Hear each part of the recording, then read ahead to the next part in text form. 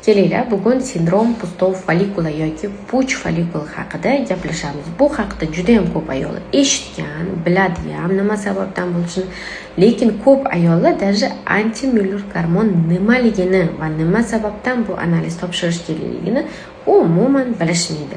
Va bunaqa savollari juda ham ko'p direktda olganimdan keyin shu haqida sizlar bilan ozgina bo'lishmoqchiman. Patsientkada bugun sindrom pustov follikula bu nima degani?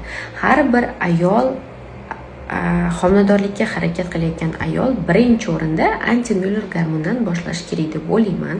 Chunki bu tuxumdondagi zaxirangizni hozirgi holatini ko'rsatib beradi. Istashonniy yoki сниженный yoki norma yoki увеличенный. Увеличенный, естественно, при синдроме поликистозных яичников kuzatiladigan narsa. Normal holatda AMG хотя бы 1,5 dan yuqori 4 gacha bo'lsa, bu очень хороший AMG hisoblanadi. 4 dan yuqori bo'lgan AMG